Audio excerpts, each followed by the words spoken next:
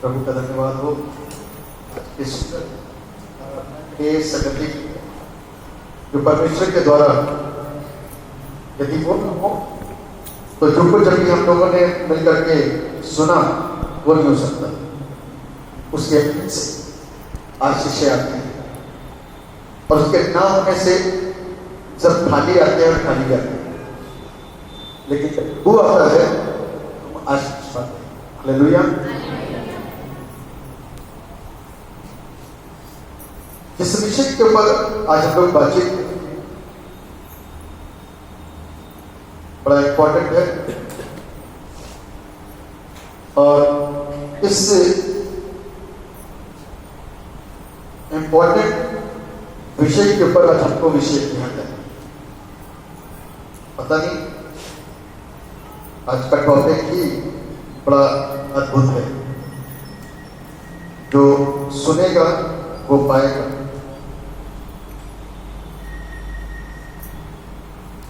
मैं उन हिस्सों को पहले पढ़ूंगा, उसके बाद में उस टॉपिक को आपके सामने रखूंगा जो आराम में पढ़ाई करते हैं।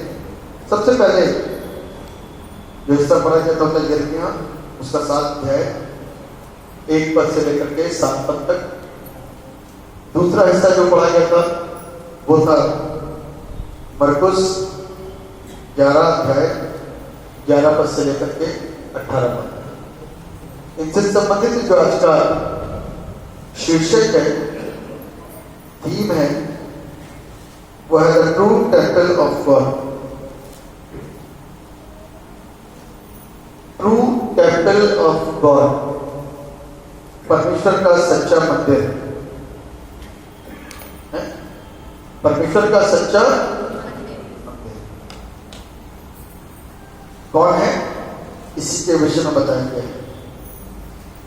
द ट्रू टेम्पल गॉड, परमेश्वर का सच्चा मंदिर।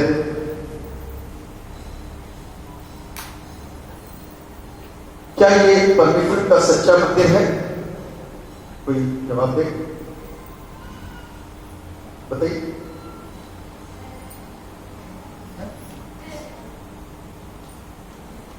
अरे जोर से बोलिए ना, कौन बोल रहा है? जी, सच्चे मंदिर को आप कहां से काउंट करते हो?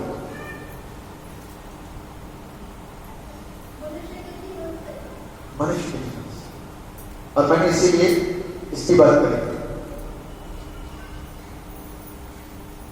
परमेश्वर का सच्चा मंदिर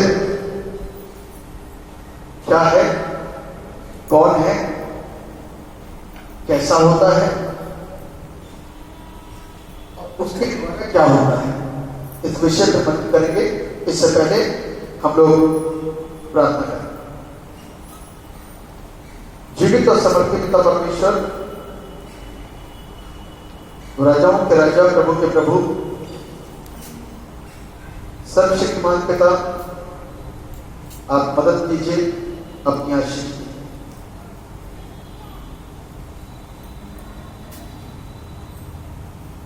मुंह मेरा हो, जुबान मेरी हो, लेकिन शब्द आपके और हम आशीष मांगते हैं। मुझको पूरे अपने नियंत्रण में लीजिए, मेरे शरीर को, मेरी जुबान को, वो शब्द जो इंसान से बातचीत करें, ताकि तरह तरह के आडंबरों से बाहर आकर के जीवते परमेश्वर को महिमा दें। पति को महिमा देना छोड़ दें उस तरीके की जैसे आज का दिन है।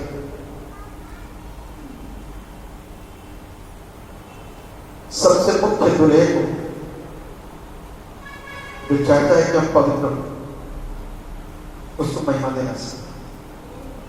प्रभु आप मदद कीजिए, हम सब पर अपना नाम दुआ आपके नाम में मांगते थे, ऐसे सुनिए प्रभु। ये टॉपिक के आने से पहले मैं आपको बोला था कि मैं आपको वो बताऊंगा, एक विश्वास के ऊपर बात। एक बार की बात है,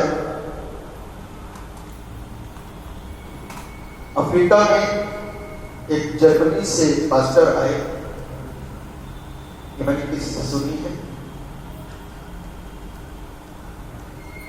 एक पास्टर मोजेस करके है, उनसे सुनी है।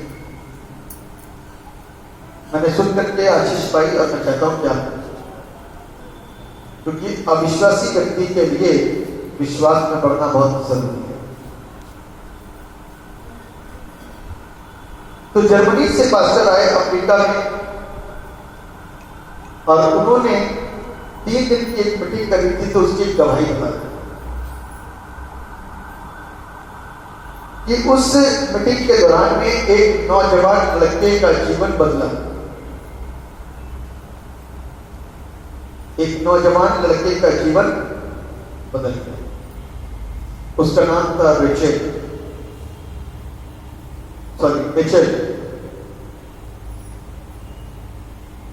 और उसका जीवन बदला। उसने अपनी जिंदगी को परमेश्वर पिता के हाथों में सौंप दिया और घर में प्रार्थना करने लगे।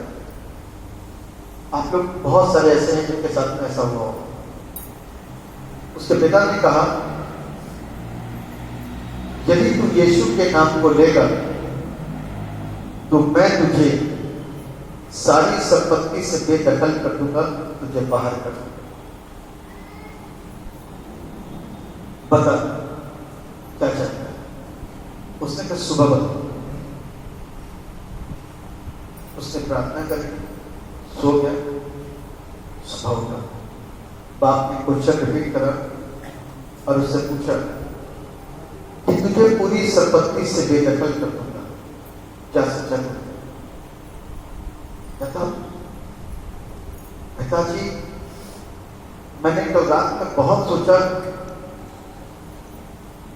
कि संपत्ति से मेरे को निकाल दिया जाएगा, वो कष्ट है, लेकिन एक वो कष्ट जो यीशु ने मेरे खातिर, जबकि मैं उसको जानता भी था सब कुछ, मेरे खातिर उसने जो कष्ट झेला, उससे ये कष्ट छोटा होगा कि तुम संपत्ति से बेदखल कर दे।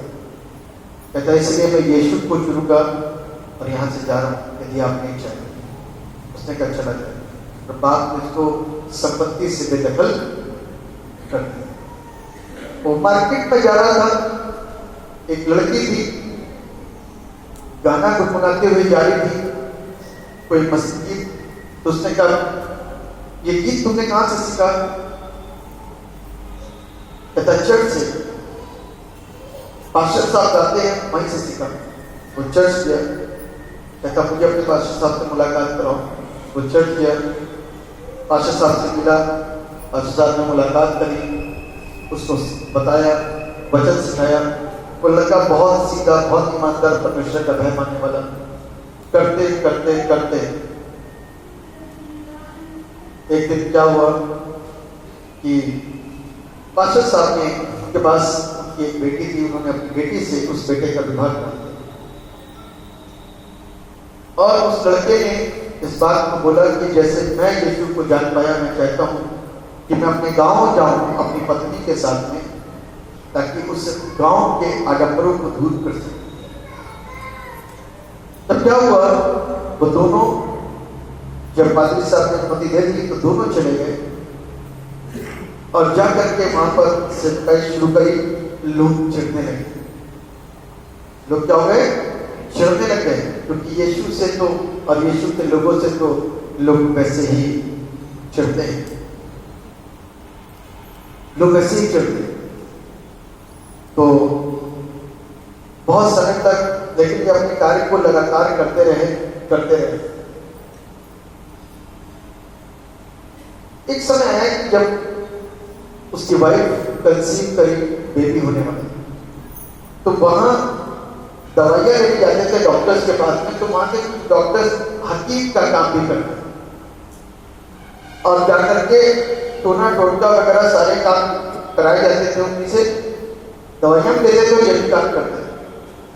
तो उन्होंने जाकर के इससे कहा कि तुम भी ऐसा काम करवा लो, ऐसा हम जीतते परमेश्वर पर विश्वास करते।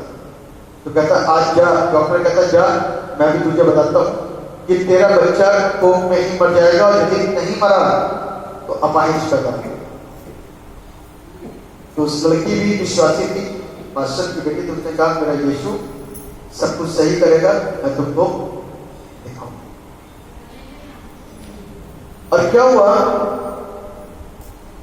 कि जब प्रसव का समय आया और बच्चा पैदा हुआ तो बच्चा अपाहिज था। बच्चा अपाहिज। दोनों पति पत्नी बहुत रोए, प्रभु उस व्यक्ति की बात कैसे पूरी कर दी आपने? मेरा बच्चा अपाहिज कैसे पैदा हुआ, मैं कैसे सबको मुंह दिखाऊंगा? बहुत रोते रहे। एक दिन वो आ गया, कहता अपने बच्चे को दिखाओ। तो वाइफ कपड़े के लिए करके लेकर के आई, कहती कपड़ा लाओ। उसने कपड़ा खोला और जोर से था। कहता क्या हुआ, क्या करा तेरे यीशु ने? कहता मैं आज इसका नाम यीशु रखता हूं। और उस बच्चे का नाम उसने यीशु रख दिया। और क्या हुआ, लोग इतना रोए, इतनी प्रार्थना करे, कुछ नहीं हुआ। ये अपने पास्टर साहब के पास वापस गए, वहां जाकर के बताया, सारी बातें बताई, सारा हाल क्या सुना। पास्टर साहब ने बहुत प्रार्थना करी, पलट के देखते रहे कि कुछ परिवर्तन हुआ, अपाहिज ठीक हुआ कि नहीं हुआ, लेकिन कोई फर्क नहीं।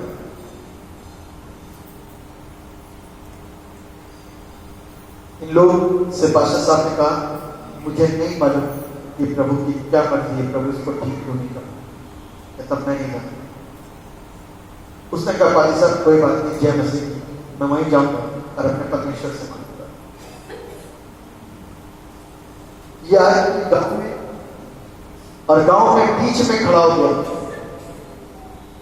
बीच में खड़े होकर के जोर जोर से चिल्लाया, यीशु मसीह तो जिंदा खुदा है, तेरे जैसा ना तो कोई था, ना है और ना कभी होगा। ये औलाद तूने दी है और ये अपाहिज नहीं चाहता हूं। मुझे लोगों को दिखाना है, उनको बताना है कि तू जिंदा है। और उसने खूब रो रो करके, उसकी पत्नी ने खूब रो रो करके, चिल्ला चिल्ला करके खूब प्रार्थना करी, घंटों प्रार्थना करी। भीड़ इकट्ठी हो गई। जब तक कि पूरा गांव इकट्ठा नहीं हुआ, वो प्रार्थना करते रहे। जब सब इकट्ठे हो गए, प्रभु ने उसके अपाहिज बेटे को चंगा कर दिया। हालेलुया। और पूरा गांव शर्मसार हो गया, सरप्राइज हो गया कि अपाहिज कभी ठीक नहीं हो सकता। पैर उसके वापस क्यों मुड़े हुए थे जब वो पैदा हुआ था, सीने से लगे हुए। पूरा का पूरा गांव विश्वासी बना। उस समय क्या होता, यदि वो पूरा साबुत बच्चा पैदा होता तो एक हो सकता है तांत्रिक बाबा डॉक्टर बदल जाता बस, लेकिन परमेश्वर को तो कुछ और करना। हालेलुया। परमेश्वर को तो कुछ और ही करना था। पूरा का पूरा गांव तब नहीं जो अब बदल गया। हालेलुया। पूरा का पूरा गांव तब नहीं बदलता जो अब बदल। कैसे अजब हुए काम। हालेलुया। ये अजब काम करने वाला परमेश्वर है जो अद्भुत करता है। पता नहीं किसकी जिंदगी के जीवन की आशीष परमेश्वर ने यदि रोक रखी है तो क्यों रोक रखी है, बस उसके समय का इंतजार करना, उसके समय का इंतजार करना। ये परमेश्वर पता नहीं आपके साथ में क्या करने वाला है। एक विश्वासी जीवन जीते रहना, विश्वास में बने रहना, तो परमेश्वर के अजब काम आपके जीवन में दिखेंगे और उस जीवन से कितने हजारों और लाखों आशीष पाएंगे। हालेलुया।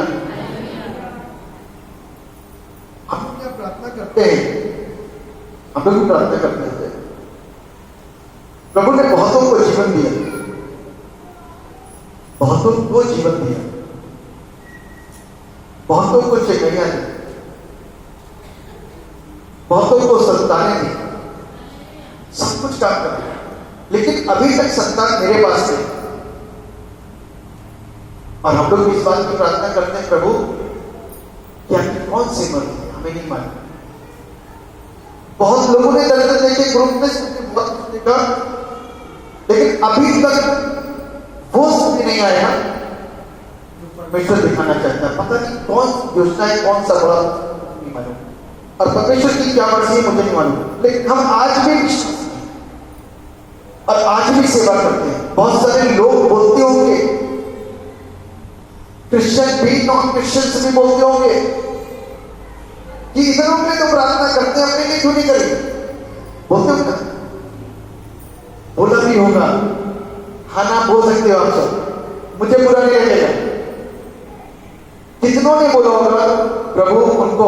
हाँ, मैंने सोचा है कि सर सबके लिए प्रार्थना करते हैं, और बहुत बार ऐसा भी है सबको इस तरह की समस्या हो रही है, सर के साथ ऐसा क्यों है? हाँ बिल्कुल, विश्वासी है, सब अपना बुरा भी देते हैं अपना। बिल्कुल बिल्कुल, मैं बता रहा हूँ ना, बहुत लोगों ने सोचा होगा, बहुत लोगों ने सोचा होगा, लेकिन आप भी यही हो, मैं भी यही हूं, और प्रभु सदा जीवित परमेश्वर है, उसके जलाली कामों को आप भी देखोगे, मैं भी देखूंगा। आमीन। और बड़ी गवाही होगी, उस समय चीजें बदलेंगी, इस बात का विश्वास है। उस समय चीजें बदलेंगी, उस समय बड़े परिवर्तन आएंगे, उस समय बड़ा बदलाव को आप देखोगे। हालेलुया। वो चीजें होंगी क्योंकि वो परमेश्वर अजब काम करेगा, अजब और अद्भुत काम करेगा और करेगा। ये विश्वास है हमारा, हम लोग मानते नहीं, विश्वास हमारा विश्वास है। और परमेश्वर अपने नियुक्त समय पर अपने काम को करके दिखाएगा, तब आंखें देखेंगी, कान सुनेंगे, दिमाग में समझ में आएगा कि अद्भुत परमेश्वर है। हालेलुया। तुम परमेश्वर का सच्चा मंदिर हो, कोई और नहीं। यदि यहां पर इस बिल्डिंग में हम और आप कहते हैं कि जगह ब्लेस है, वाकई में ये जगह आशीषित है। कैसी जगह है? आशीषित जगह। यहां पर आने से जीवन लोगों के बदलने लग जाते हैं, लोग चंगे होते हैं। मैं इस बात पर विश्वास करता हूं। अब पता नहीं आपका विश्वास कितना है, किस लेवल का है, क्योंकि बहुत सारे लोग सिर्फ पत्थर की बिल्डिंगों पे विश्वास करते हैं। मैं पत्थर की बिल्डिंग पे विश्वास नहीं करता, परमेश्वर के शब्दों पर विश्वास करता हूं। हालेलुया। परमेश्वर का कलाम व्यवस्था में उसका 28 अध्याय का लिखा हुआ है, जहां तू जाएगा वहां आशीष होगा। धन्य हो तेरे कदम बाहर जाते समय, धन्य हो तेरे कदम अंदर आते समय। धन्य हो तू अपनी खेती में, धन्य हो तू अपने हर एक काम में, धन्य हो तेरी संतान, धन्य हो सब कुछ। अद्भुत परमेश्वर अब्राहम से कहता है, जहां जहां तू कदम रखेगा वो जगह तुझे दे दूंगा। मैं इस बात पर विश्वास करता हूं, मैं पत्थर पर विश्वास नहीं करता। मैं इस बात पर विश्वास करता हूं कि किसी कमरे में भी बैठ करके दुआ करी जाए, दुष्ट आत्माओं को हुक्म दिया जाए तो दुष्ट आत्मा वहां जाएगी, वहां से निकल करके बाहर भागेगी, क्योंकि परमेश्वर सब जगह मौजूद है और परमेश्वर हमारे दिल को जानता है। हालेलुया। हमारे मन को जानता है, हमारी आस्था को जानता है। यहां पर कोई एक ऐसा व्यक्ति आराधना का संचालन करे जिसको परमेश्वर से कोई मतलब नहीं, सिर्फ एक फॉर्मेलिटी निभाए, वक्त वक्त पर वो नशा करता हो, वक्त वक्त पर वो सारे कुकर्म करता हो, तो क्या इस चर्च से वो धारा बहने पाएगी जो धारा परमेश्वर हर भवन से देना चाहता है? तब आप भी इस चर्च में आना छोड़ दोगे। क्यों आ रहे? क्योंकि वो परमेश्वर आराधना जब उसको निमंत्रित किया जाता है सच्चाई के साथ में, तो यहां पर मौजूद होता है। हालेलुया। तुम परमेश्वर का मंदिर हो, कोई और नहीं, है ना? तुम परमेश्वर का मंदिर हो, कोई और नहीं। तुमने इस मंदिर को डाकुओं की खो बना दिया है। आराधनालय, जिस चर्चिस के अंदर कमेटियां, जिस चर्चिस के अंदर कांग्रेगेशन कलीसिया, जिस चर्चिस के अंदर लोग पूरी तरीके से पाप करते हैं, वो चर्च ना तो ब्लेसड हो सकता है, ना किसी के लिए आशीष का कारण हो सकता है। सुनते, जिस चर्च की पास्टर कमेटी पैसे को खाती है, बहुत जगह कमेटियों में इलेक्शन देखे आपने, इलेक्शन देखे अपने चर्च के अंदर ही नहीं देखे, कितनों ने देखे? क्रिश्चियन लोग जानते हो, देखे? अपने चर्च के अलावा कहीं देखे? अपने चर्च में कोई इलेक्शन, बाहर जाके देखो चर्च के इलेक्शन में पुलिस लगती है। पुलिस का क्या मतलब है चर्च के अंदर? जैसे इलेक्शन बाहर के पैसे वाले होते हैं, अभी होने वाले इलेक्शन शुरू हो जाएंगे मार्च में, लोग तरह तरह की गंदगियां करते हैं, तरह तरह के पाप करते हैं और लोगों से वोट खरीदने की कोशिश करते हैं। वही काम चर्च में हो रहा है। क्यों हो रहा है? क्यों हो रहा है? बाइबल कहती है कि तुमने परमेश्वर के घर को डाकुओं की खो बना दिया है, लेन-देन और व्यापार का काम करने लग गए तुम, वहां पर झूठे और बेकार के काम करने लग गए हो। और जिन जानवरों की बलि चढ़ाई जाती थी वो ऊपर पे ऐब होते थे, उनके अंदर किसी प्रकार का दाग, कोई शोषण नहीं पाया जाता था, लेकिन आप टूटे फूटे सारे जानवरों को लेते हो, ले आते हो। पाप बढ़ गया तुम्हारे अंदर। टोटके और यीशु से विश्वास ना हटा, यीशु मसीह के ऊपर से विश्वास हटा करके भक्तों और इधर उधर की चीजों के ऊपर आपके विश्वास आ चुके हैं, टिक चुके हैं, नशे में डूबे हुए हो। तुमने अपने जीवन को डाकुओं की खो बना दिया। तुमने पाप कर करके उस जगह को दूषित कर दिया है, जो जगह आशीष का घर है, जो जगह परमेश्वर के लोगों का घर है, जिस जगह पर आकर के लोगों को सुकून मिलता है, जिस जगह पर आकर के लोगों को सच्चाई का एहसास होता है, जिस जगह पर जाकर के लोगों को शांति मिलती है, जिस जगह पर आकर के लोगों के आंसू बुझ जाते हैं, जिस जगह पर आकर के लोगों के दर्द दूर हो जाते हैं, जिस जगह पर आकर के लोगों को जिंदगियां मिल जाती है, तुमने उस घर को डाकुओं की खो बना दिया है। यदि आज हम चर्च से पैसे खा रहे हैं तो इसकी शुरुआत कहां से हुई? खाएगा कौन? मैं खाऊंगा या आप खाओगे या कमेटी खाएगी, कुछ करेगा? तुम कैसे खाओगे? अंदर का सिस्टम खराब हो गया ना। यही सिस्टम अच्छा हो सकता है, यही सिस्टम खराब हो सकता है। तुम परमेश्वर का मंदिर हो, यही देह, यही शरीर परमेश्वर का मंदिर हो सकता है और यही शरीर पापियों का और डाकुओं की खो हो सकता है। यही से ही सोच विचार करके अच्छे काम हो सकते हैं, यही से ही सोच विचार करके गंदे काम हो सकते हैं, यही से ही चर्च के पैसों को चर्च के कामों के लिए लगाया जा सकता है, यही से सोच विचार करके चर्च के पैसों को अपनी जेबों में भरा जा सकता है। तुमने परमेश्वर के घर को डाकुओं की खो बना दिया। यहां पर बैठे हुए कुछ लोग ऐसे हैं, मेरे को फोन भी करते हैं, आज भी सवेरे फोन आया, कल भी फोन आया, पादरी साहब कितने समय से चर्च में, पादरी साहब वो कर्मा चौथारा रख ले क्या? आज तुम इतने समय से यहां पर आते हो, क्या सीखा तुम? भोग करना सीखा? मैं स्पष्ट बोलता हूं, साफ बोलता हूं, आज भीड़ का है ना कारण नहीं हो सकता, क्योंकि लोग दो तरफ से चलेंगे और स्वयं परेशान होंगे, अपने ऊपर लानत लेंगे, अपने परिवार को लानत लेंगे, बच्चों पर लानत लेंगे, आपके रोते में यहां दिखाई देंगे। पादरी साहब दुष्ट आत्मा तक छोड़ देंगे, क्योंकि तुम यहां से खराब हो चुके हो। यहां से तो अच्छे गिरने कूदते दिखाई दे रहे हो, लेकिन अंदर से खराब हो। एक अच्छा इंसान दिखने में खुद फिट है, लेकिन अंदर शुगर है, अंदर बीपी है, अंदर दर्द है, शरीर का दर्द बाहर खुद दिखाई देता है, दर्द तो अंदर से पता चलता है। यही डाकुओं की खो बना रखा, गंदगी फैला रखी है। अभी तक परमेश्वर यीशु अंदर नहीं आया, इसकी ये प्रॉब्लम आई हमारे जीवनों के अंदर। यीशु के आने के बाद में दुष्ट आत्मा का काम नहीं होता, इस बात को ध्यान रखें।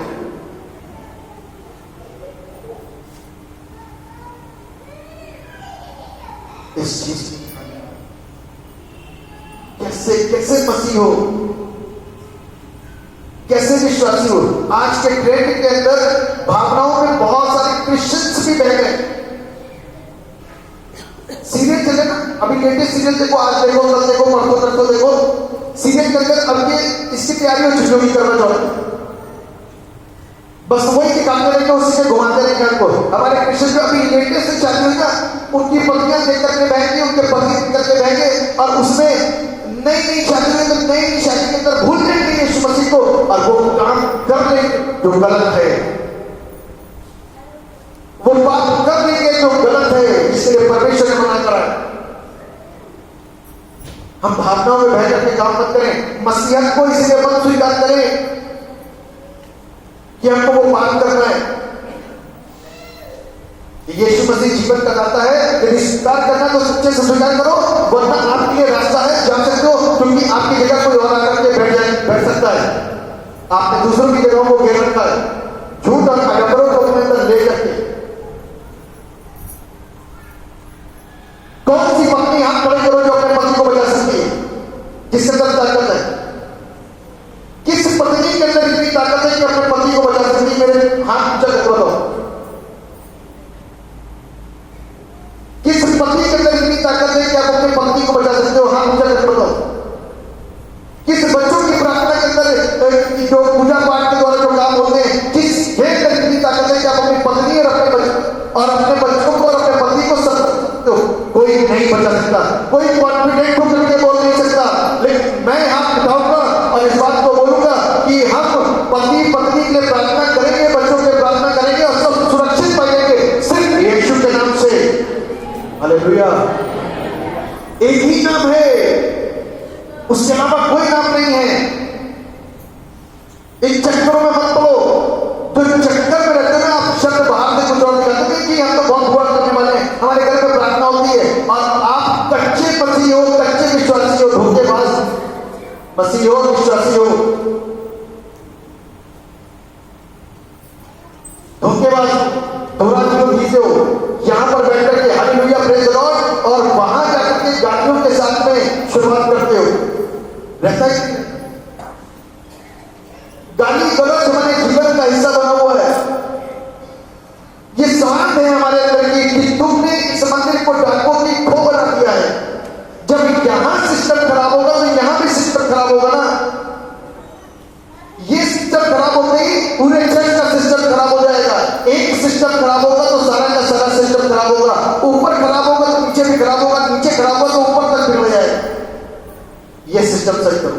यीशु के आने के बाद में, यीशु के पास जब हम आ जाते हैं तो अपने सिस्टम को सही करते हैं, अपनी बीमारियों को ठीक नहीं करते। बीमारी तो ऑटोमेटिक हो जाती है, सिस्टम ठीक करते हैं। अभी तक हमारे सिस्टम ठीक नहीं हुए, इसलिए अभी भी दुष्ट आत्मा जब ठीक जाता तब कूद करके आती है। कभी त्योहारों पे, तो कभी किसी चीज के ऊपर, तो कभी नशे की लत लगती है, तो कभी किसी चीज की लत लगती है। मेरे प्रियो, यीशु जब कदम रखेगा तो बादल झुकेगा। सोचो कितना पावरफुल है। वो समय आने वाला है कि जब वो आएगा तो उसके लोग आगे जाएंगे। कौन से लोग उठेंगे? कच्चे लोग नहीं उठेंगे, ढोबले लोग नहीं उठेंगे, दोहरा जीवन जीने वाले नहीं उठेंगे, नकाब पोष नहीं उठेंगे, क्योंकि जो नकाब ओढ़ करके बैठे हुए सच्चे लोग ही होंगे। हालेलुया। इसीलिए मैं हमेशा बोलता हूं, वचन कड़वा होगा, कड़वा होगा। अच्छा, दवाई खाली खाओ बगैर पानी के, कड़वी लगेगी, लेकिन अंदर क्या होगा? काम करेगा। वचन कड़वा है, अंदर क्या होगा? सिस्टम सही होने लग जाएगा। ये जो धागे बांधते ना, हटा दो इसको। अब 4 दिन बगैर धागे के जीवन जियो। अब देखो कितना फर्क आया। बुद्धि बढ़ गई क्या? धागा पहनने से बुद्धि बढ़ती है। किसकी बुद्धि बढ़ी? धागा पहनने से। कौन पहनने से पास होता है? धागा पहनने से किसकी लड़का से लड़की और लड़की से लड़का हो जाता है। धागे पहनने से किसकी नौकरियां लगती हैं? नजरिया पहनने से किसकी नजरिया या नजर नहीं लगी उसके ऊपर। काला धागा, सूरज, चांद, सितारे पहनने से किसकी जिंदगियों के अंदर सुधार आया? मेरे बड़े बड़े महकमे, बड़े बड़े पद पर बैठने के बावजूद भी आप यहां पर बैठते हो, क्योंकि यीशु जीवन का दाता है। हालेलुया। आना पड़ेगा, झट मार के सबको आना पड़ेगा। बाइबल कहती है अंत के दिनों में हर घुटना झुकेगा, हर जुबान अंगीकार करेगी। विश्वासी अविश्वासी। मुझे अफसोस होता है कि यहां पर आने के बावजूद भी लोग मेरे से सवाल करते हैं कि पादरी साहब, परसों ये है, मेरी वाइफ पूछ रही थी क्या ऐसा कर सकते हैं? मेरे से पूछने से पहले 10 बार सोचा था, क्योंकि इतनी मेहनत करने के बाद, इतना सिखाने के बाद, इतनी दुआ करने के बाद, अपने घरों में भी आकर के दुआ करने के बाद यदि ये मतलब विश्वास है तो मुझे ऐसे विश्वासी नहीं चाहिए। आप कहीं जा सकते हो जहां पर डबल गेम होता है, लेकिन यहां पर डबल गेम होगा, इस चर्च में तो नहीं होने का। डबल गेम नहीं होगा, और किसी से डबल तरीके से बात भी मत करना। जो करते हो उसके प्रतिफल भोगते रहोगे। यहाँ आने के बाद में भी आप कुछ डबल कर रहे हो, उसके प्रतिफल को भोगते रहोगे घर के अंदर। अब प्रभु आपको तब तक आजाद नहीं करेगा जब तक थोड़े दिन तक खुद आकर के तौबा करके माफी नहीं मांगोगे और बताओगे नहीं कि हम पाप करते चले आ रहे हैं। लगातार पाप से रुके नहीं है, पाप तरह तरह के। आपने सोचा कि अपने मूर्तियां डाल दी बस सब कुछ हो गया, लेकिन गाली का जीवन अभी भी वही है, व्यभिचार का जीवन अभी भी वही है, टोटे टोटे का जीवन अभी भी वही है, दर्द अभी भी वही पाया जाता है। एक बालक का बहुत विश्वासी, कई साल से विश्वासी यहां पे बैठा था सवेरे। मुझे इतना गुस्सा आया उसके ऊपर जब उसने मेरे से ऐसी बात करी। एक 10 का सिक्का बाहर पड़ा हुआ था और उसने कहा कि लोग टोना टोटका डालते करके फेंकते थे, मैं इसको उठा के रख नहीं सकता। मुझे इतना गुस्सा आया उसके ऊपर।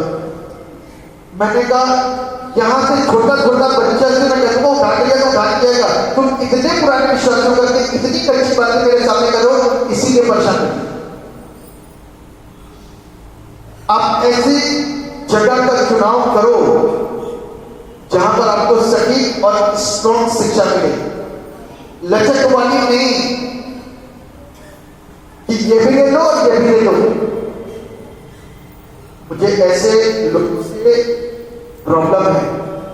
आप आकर के दूसरों को जिस पर लेकर के आओगे ना उसको भी गंदा करोगे, और आपकी ऐसी सोच आकर के गंदी होगी और दूसरों को भी मैला करेगी।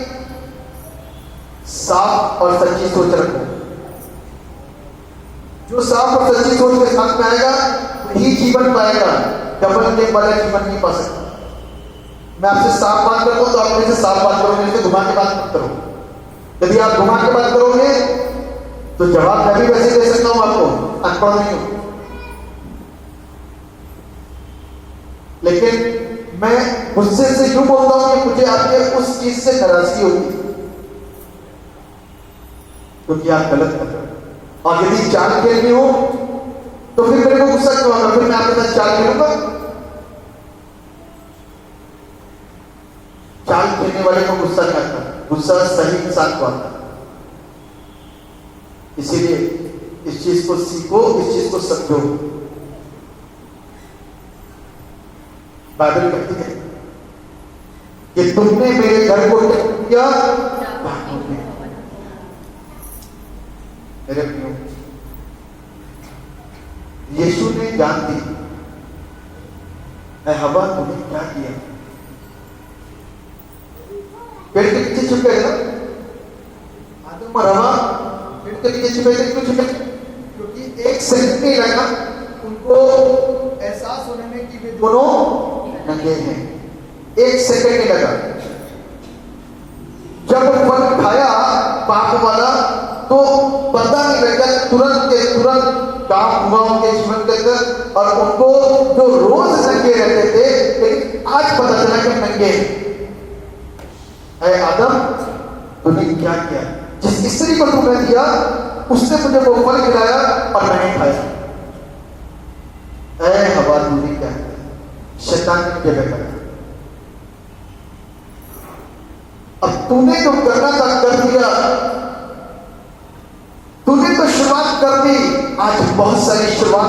करोगे अपने घर के अंदर।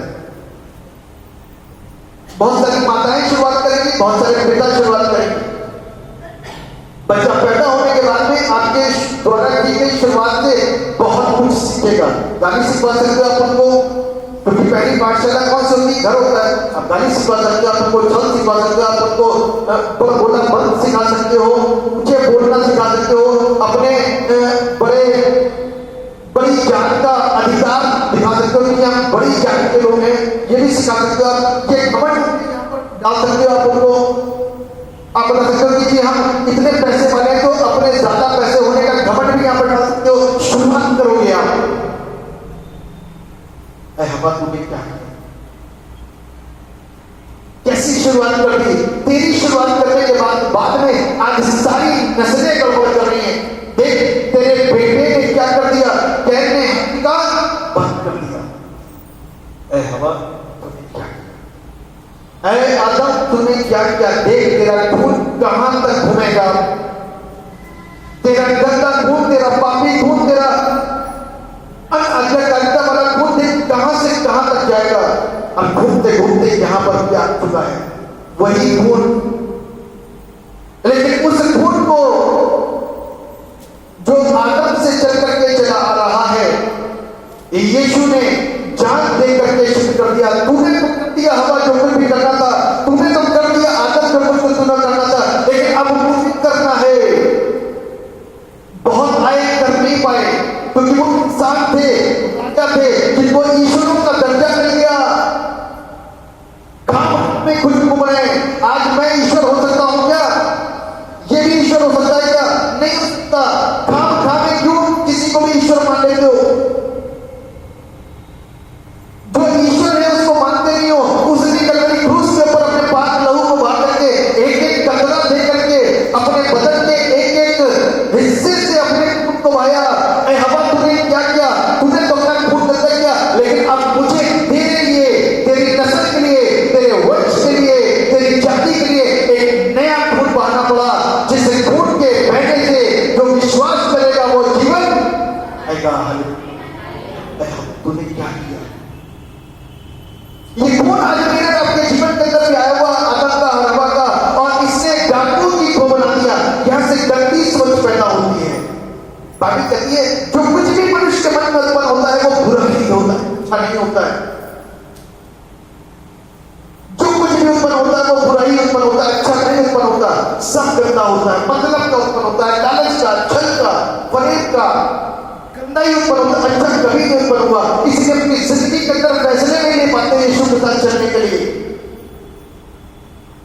पापा का डर है, मम्मी का डर है, भाई का डर है, छोटे भाई का डर है, बड़ी बहन का डर है, पड़ोसी का डर है, समाज का डर है, लोगों का डर है। लेकिन सोचो जिस दिन यीशु बादलों पर आएगा और विश्वासी उठाने जाएंगे, और आप गाना गाने वाले, आप आराधना करने वाले, आप चर्च में आने वाले, आप दसवां देने वाले, घर में दुआ करने वाले, लेकिन आप बपतिस्मे नहीं हुए हैं, तो आप यहीं रह जाओगे, रोते रह जाओगे, तड़पते रह जाओगे। मत कहना कि किसी ने बताया नहीं, मत कहना किसी ने सुनाया नहीं, मत कहना किसी ने सिखाया नहीं। बाइबल कहती है मैं प्रेम हूं, प्रेम बताता हूं, और प्रेम का राज सुनाता हूं। ऐसा प्रेम किसी ने नहीं किया जो यीशु ने किया।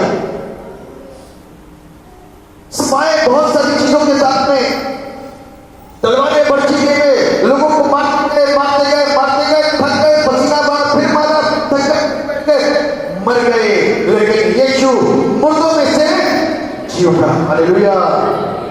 यीशु मुर्दों में से जी उठा और कहता है तुम्हारे अंदर क्या इतनी ताकत है कि तुम्हारी पूजा तुम्हारे पति को बचा लेगी। आज इसका सवाल है हर एक वो विश्वासी जो यहाँ इस साइड में बैठा हुआ है, महिला के स्थानों में बैठे हुए जितने लोग भी, क्या तुम्हारी पूजा तुम्हारे पति को बचा लेगी, उसके नशे को छुड़वा लेगी, उसकी गंदी आदतों को छुड़वा लेगी, उसके पापी स्वभाव को बदल देगी? नहीं, बल्कि आपकी जिंदगी नरक कर देगी। इस साइड में कितने आप बैठे, पूछो जरा कितना नशा करते होंगे। यहाँ पर उनकी बहुत पुरुषों की बहुत पत्नियां यहाँ पर बैठी हैं, और पूछो आप इनके लिए व्रत रख लो, ये क्या कर रहे हैं?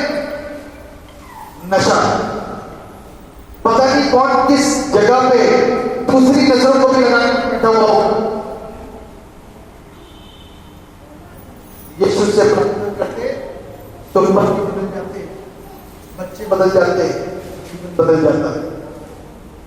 लेकिन आप आडंबरों में रहना पसंद है, सच्चाई के साथ चलना पसंद नहीं। आडंबरों में रहना पसंद है लेकिन सच्चाई के साथ में चलना पसंद नहीं है। ये वचन कड़वा है, ये वचन कड़वा है।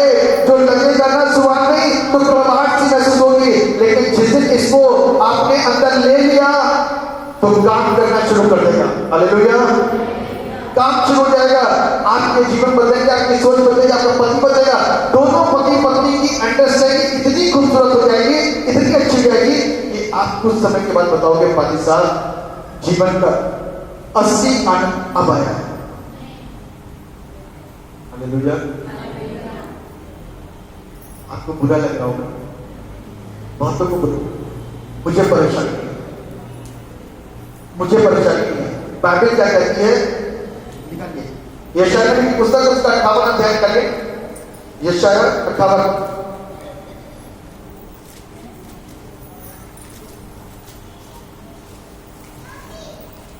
निकाल लीजिए। 59 निकालिए, 59 सॉरी 58 पहला पद। गला खोल कर पुकार, गला खोल कर पुकार। पानी साहब के बाद बहुत देर तक आ रही है, पीछे तक पहुंच गई बस, पीछे तक आ गई बस। गला खोल कर पुकार, कुछ ना रख छोड़, कुछ ना रख छोड़, नरसिंगे का सा ऊंचा शब्द कर, नरसिंगे का सा ऊंचा शब्द कर, मेरी प्रजा को उसका अपराध, मेरी प्रजा को उसका अपराध, अर्थात याकूब के घराने को, अर्थात याकूब के घराने को उसका पाप जता दे। उसका पाप जता दे।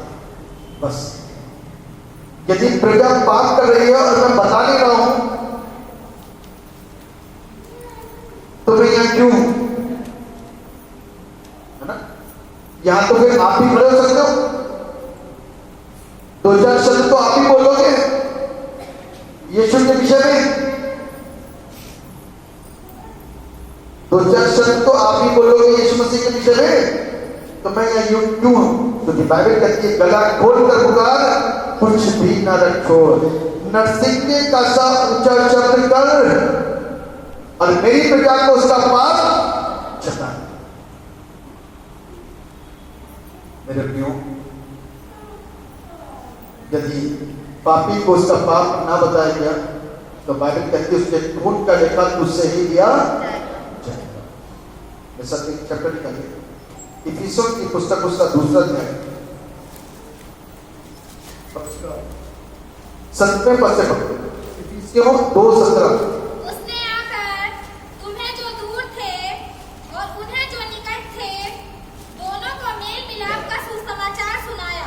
जो दूर थे और जो निकट थे दोनों को मेल मिलाप का सुसमाचार सुनाया। आगे, क्योंकि उसी के द्वारा हम दोनों की एक आत्मा में पिता के पास पहुंच होती है। हाँ, क्योंकि उसी के द्वारा हम दोनों की एक आत्मा में पिता के पास पहुंच होती है। हमारी पहुंच जब उस तक हो जाती है तो प्रार्थनाएं सुनी जाती है। आगे चल जाओ पढ़ो।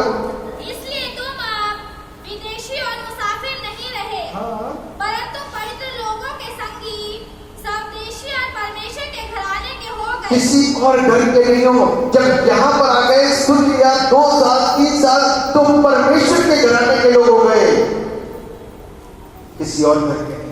अब परमेश्वर के घराने के लोग किस पर विश्वास करते हैं? परमेश्वर पर, फिर एक परमेश्वर पर, फिर किसी और पर विश्वास नहीं करते। मर जाएंगे लेकिन किसी और चीज के ऊपर विश्वास नहीं करेंगे। आगे चल का बोल तो अभ्रष्टताओं की नींव पर जिसके कोने का पत्थर मसीह यीशु स्वयं ही है बनाए गए हो, जिसमें सारी रचना एक साथ मिलकर प्रभु में एक पवित्र मंदिर बनती जाती है। प्रभु में एक पवित्र मंदिर बनती जाती है। हालेलुया। वो चर्च, वो जगह, वो ग्रुप, वो परिवार, वो कस्बा, वो मोहल्ला, वो समाज, वो कम्युनिटी प्रभु में एक मंदिर बनती जाती है जहां पर सच्चे आराधक आराधना करते हैं। हालेलुया। कैसे आराधक? इसीलिए बाइबल क्या कहती है, कभी गौर कर अपने खुदा के कलाम के ऊपर लिखा है, जब मेरे नाम से 100-200 इकट्ठा होते हैं तो मैं उनके बीच में है। मालूम है 1-200 कभी भी एक मन के नहीं हो सकते, 3 और 4 भी एक मन के नहीं हो सकते। इसी लिखा है 2 और 3 जब मेरे नाम से इकट्ठा होंगे तो मैं उनके बीच में एक मन, एक मंदिर बन जाऊंगा। तब जिस जगह पे खड़े हो जाओगे वो परमेश्वर आपको आपके अधिकार दे देगा, और उस जगह से जो जगहें सूनी पड़ी थी, बंजर पड़ी थी, वहां पर आश्चर्य आनी शुरू हो गए। हालेलुया, जोर से बोलो हालेलुया।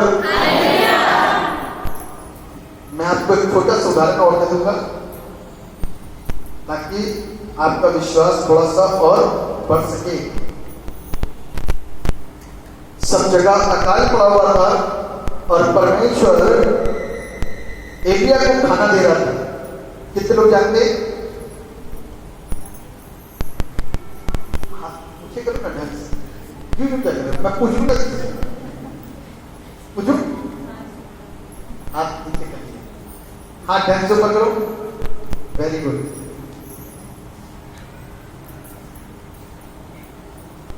एलिया को परमेश्वर खाना दे रहा था। क्या खाना दे रहा था? क्या दिया था खाना? माय गॉड, सब लोग दीवाने हैं उसमें, हैं? दीवाने नहीं। मैं सोच रहा हूं कि 80% दीवाने 20 को छोड़कर, 20 में भी कहते हैं कि मैं ऑमलेट खा लेता हूं, बाकी कोई बात नहीं, तो मन मर्जी है। अकाल है सब तरफ और परमेश्वर उनके लिए भोजन का प्रबंध कर रहा है। कौन लेकर के आ रहा? ओह माय गॉड, कोई और नहीं लेकर के आ रहा। कौन लेकर आ रहा? लालची जानवर। कौन सा? लालची जानवर। अगर बगल कौवे आ गए होंगे और थोड़ा सा तो दे दे,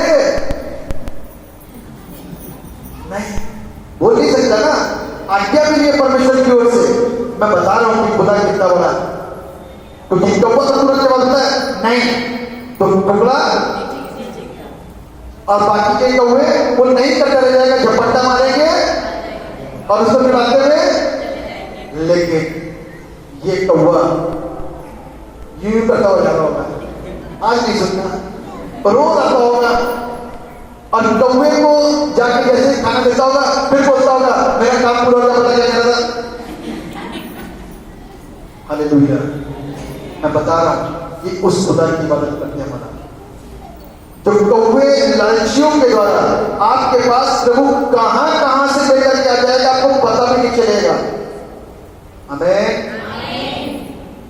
कहां कहां से आ जाएगा आपको पता भी नहीं चलेगा और सारे प्रबंध हो जाएंगे। हालेलुया, सारे प्रबंध हो जाएंगे और परमेश्वर आपके घर को आशीषों से भर देगा, कमी नहीं होने देगा। ध्यान रखना, यदि आप उसके सच्चे दास हो तो कमी नहीं होगी, आप रोते में से दिखाई नहीं दोगे, जीवन भर हंसते रहोगे, है ना, जीवन भर हंसते रहोगे। मेरे प्रियो, बस एक काम करो, जो डाकुओं की खो बन गई ना, इस डाकू के जीवन के अंदर यीशु के नाम को लेकर के इस डाकू चोर हर प्रकार की जो भी वैरायटी यहाँ पर रहना चाहिए, इसको मसीह का बेटा और बेटी बनाने में तब्दील करवा।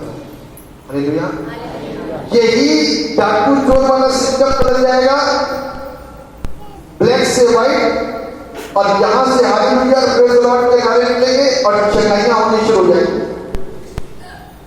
आमीन। मेरे माँ बाप नहीं सोचते थे कि ये बंदा ऐसा निकलेगा। मेरे माँ बाप इस पर नहीं, मेरे माँ बाप कभी नहीं सोचते थे कि ये ऐसा होगा, लेकिन प्रभु ने अंदर के सिस्टम को क्या करा, और अब ये सिस्टम सिर्फ प्रभु की महिमा कर सकता है और किसी, और लोगों को वो सच्चाई बता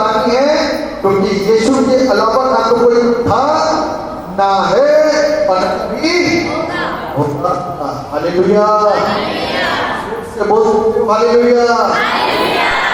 जो वापस से आज कुछ नहीं देखेंगे, यीशु को देखेंगे, तो बहुत जोर से बोले हालेलुया। प्रभु आप सबको आशीष दे और अंदर के सिस्टम को सही करने में आपकी सहायता और मदद करे।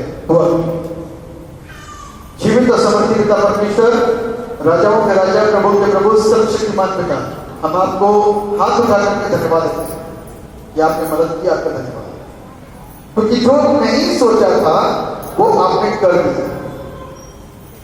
खराई सच्चाई आपने उगलवा दी और बता दिया स्पष्ट कि हमको क्या करना है, क्या नहीं करना है। प्रभु में आने के बाद में हमको सिर्फ प्रभु के नाम को लेकर के सिर्फ उसी से प्रार्थना मांगनी है। 5 मिनट की कर सकते हैं, 2 मिनट की कर सकते हैं, लेकिन सच्ची मांगी प्रभु आपके और आपके परिवारों को सुरक्षित कर सकते हैं। और ऐसे विश्वासी बनो कि जिस दिन पत्नी मर जाए या पत्नी मर जाए या बच्चे मर जाए, तो ऐसे विश्वासी बनो कि आपका विलाप बेशक होगा थोड़ी देर तक, लेकिन आनंद इस बात का होगा कि अब मेरा पति स्वर्ग में, मेरी पत्नी स्वर्ग में, मेरे बच्चे स्वर्ग में पाएंगे। Thank you Jesus, Holi spirit, धन्यवाद। पावर ऑफ होली स्पिरिट, पवित्र आत्मा का गहरा अभिषेक पूरी रीति से लोगों की बुद्धियों के ऊपर प्रवेश करे, लोगों की बुद्धियों को छू दे, लोगों की बुद्धियों को बदल दे, लोगों के विचारों को बदल दे, क्योंकि वो सत्य देखने लगे, सत्य जानने लग जाए। क्योंकि अभी तक वो सत्य को देख नहीं पा रहे, सुन नहीं पा रहे, समझ नहीं पा रहे, क्योंकि उनके ऊपर एक काला साया बैठा हुआ है।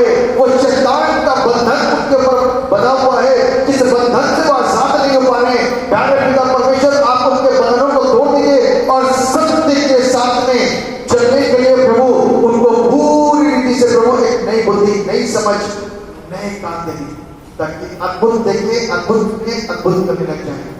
थैंक यू जीसस, धन्यवाद प्रभु, आपके प्रार्थना को सुनते हैं। सारा आदर महिमा गौरव आपको देते हुए इस दुआ को आपके नाम में मांग लेते हैं।